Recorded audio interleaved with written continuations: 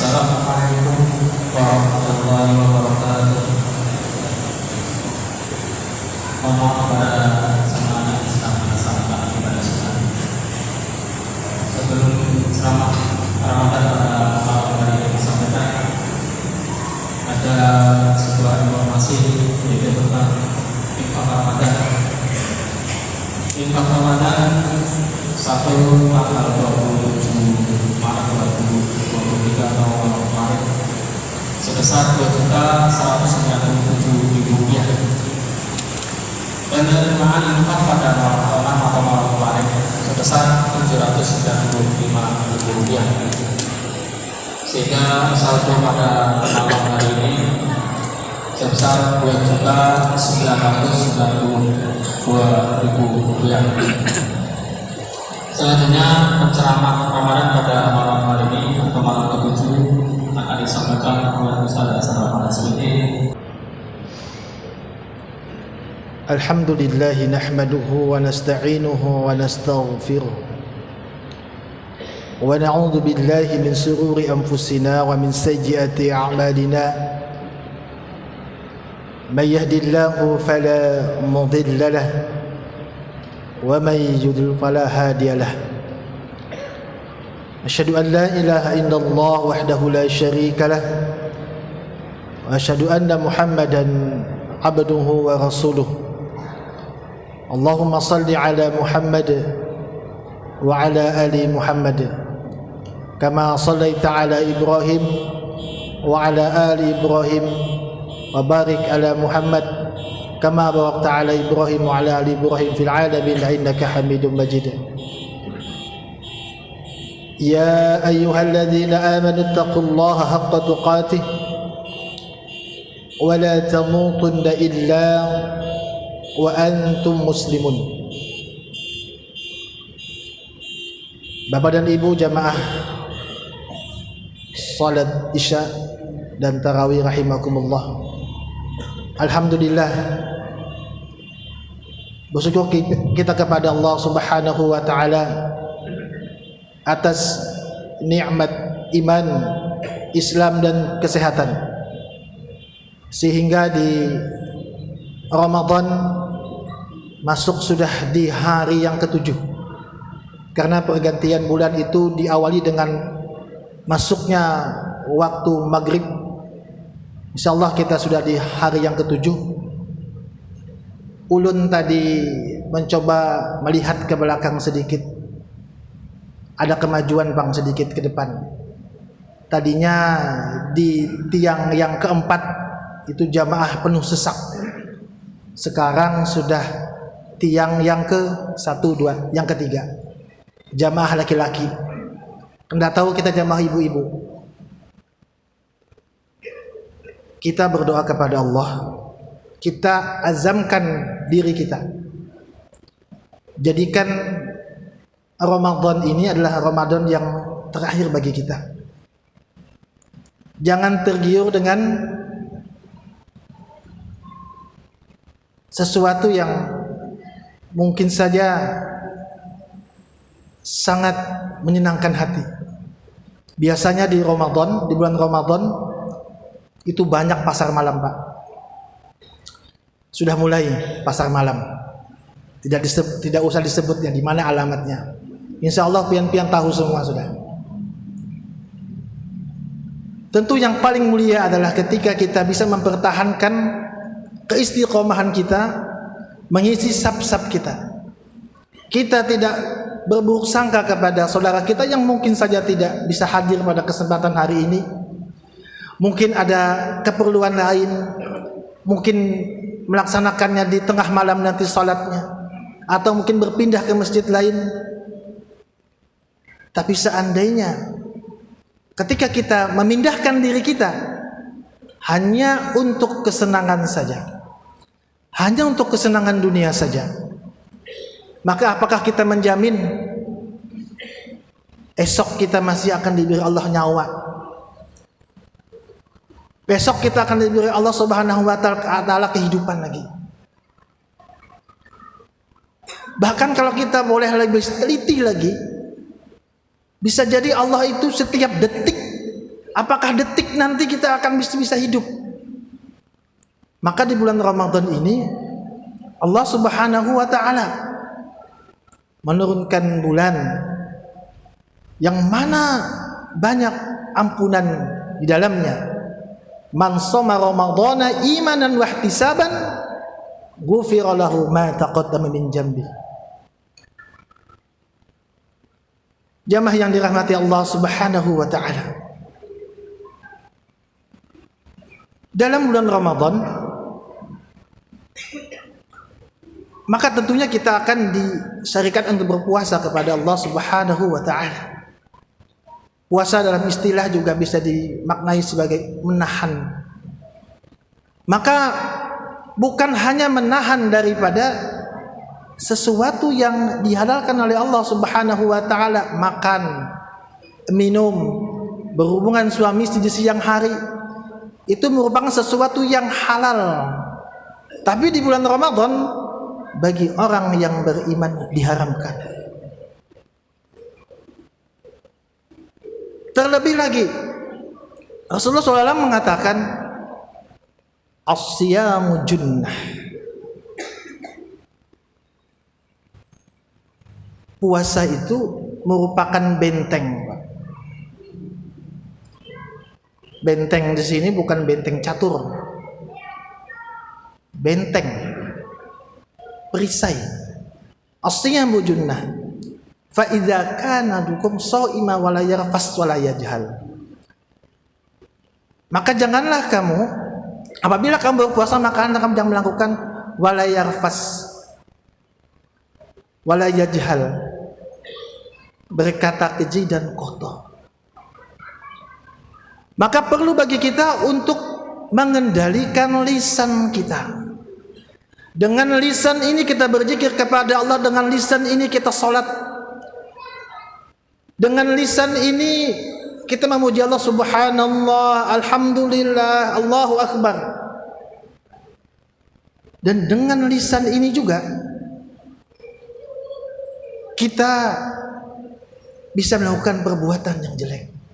Sehingga perlu bagi kita untuk menahan lisan, menjaga lisan kita yang biasanya sebelum bulan Ramadan tiba mulut ini selalu berkata-kata yang mungkin saja berkata-kata yang tidak baik. Dengan mulut ini, Pak, dengan lisan ini akan menambah keimanan, kecintaan kita kepada Allah dengan melaksanakan ibadah salat, dengan berzikir kepada Allah, zikir pagi, zikir petang kita laksanakan, akan menambah keimanan kita kepada Allah Subhanahu wa taala. Dan juga dengan lisan ini, dengan mulut ini akan membawa kita juga pada kekafiran. Hati-hati. Maka ada orang yang keluar daripada agama Islam karena dia tidak meyakini lagi bahwa Allah itu adalah Rabb pencipta alam semesta dan Nabi kita Muhammad SAW adalah utusan Allah. Dia tidak meyakini lagi, keluar daripada lisannya.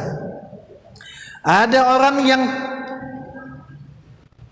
ketika marah ataupun ketika lagi sadar terucap kalimat terhadap istrinya 5 huruf C-E-R-A-I, cerai. Maka hati-hati dengan lisan kita. Dengan lisan kita memerdekakan bangsa Indonesia dengan kalimat takbir Allahu Akbar, membangkitkan semangat jiwa para pahlawan untuk membela bangsa Indonesia. Akan tetapi sekarang kebalik, Pak. Allahu Akbar dipakai orang untuk taruhan, untuk berkelahi. Ini kebalik. Jamaah yang Allah SWT, lisan ini juga digunakan untuk kita beribadah kepada Allah. Terlebih kita melaksanakan ibadah-ibadah mahdhah, ibadah-ibadah wajib. Ibadah salat misalkan, tentu kita dalam ibadah salat itu ada rukun. Salah satu rukun yang harus dipenuhi adalah membaca suratul Fatihah. Maka itu juga penting. Ketika kita membaca surah Al-Fatihah, maka sebaiknya satu ayat demi satu ayat. Jangan sampai kita membaca surah Al-Fatihah yang sudah kita pelajari dari kecil sampai sekarang, kita salah dalam mengucapkan makharijul hurufnya. Ulun ambil contoh, kurang lebih ada 8 kesalahan dalam membaca suratul Fatihah. Ar-Rahmanir Rahim, Maha Pengasih lagi Maha Penyayang.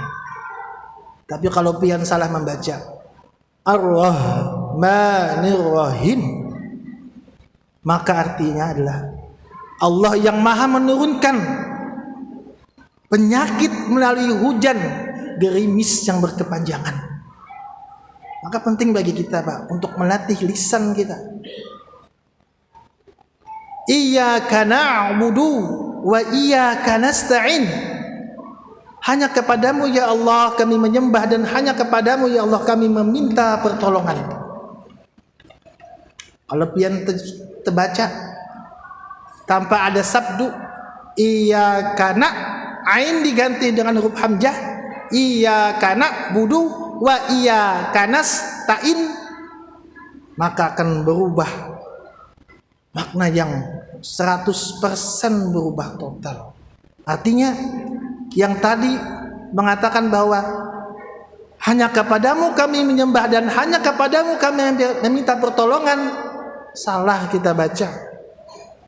Kami lebih abadi, lebih kekal, dan kami minta perpanjangan waktu.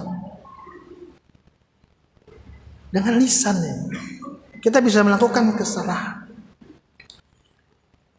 Kemudian dalam hubungan lagi dengan sesamanya, maka ada pepatah mengatakan mulutmu harimaumu. Apa maksudnya? Adalah mulut ini bisa menjadi pembunuh kita.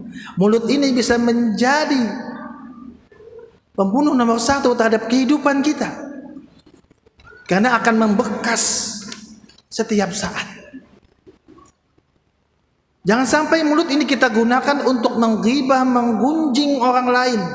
Maka dilatihlah di bulan Ramadan ini bukan hanya melatih diri kita untuk tidak makan, tidak minum, tapi untuk tidak membicarakan aib orang lain. Satu ketika Rasulullah SAW bersabda, "Atadruna mal ghibah?" Kata Rasulullah kepada para sahabat, "Tahukah kamu apa ghibah itu?" Ujar sahabat, "Hanya engkau yang mengetahui wahai Rasulullah." Kemudian Rasulullah berkata, ghibah itu adalah engkau membicarakan, menyebut kejelekan orang lain yang orang lain itu tidak suka.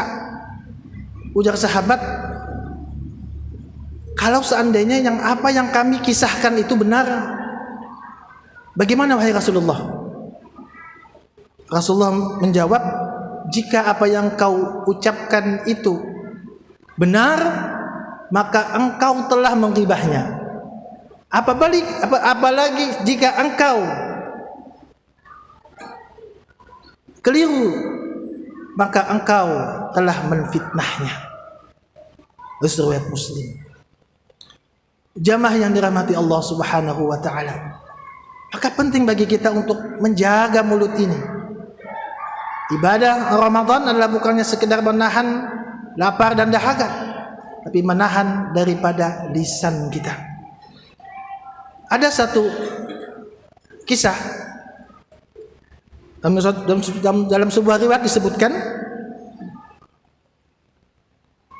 kata sahabat, sesungguhnya fulanah melakukan ibadah dengan rutin.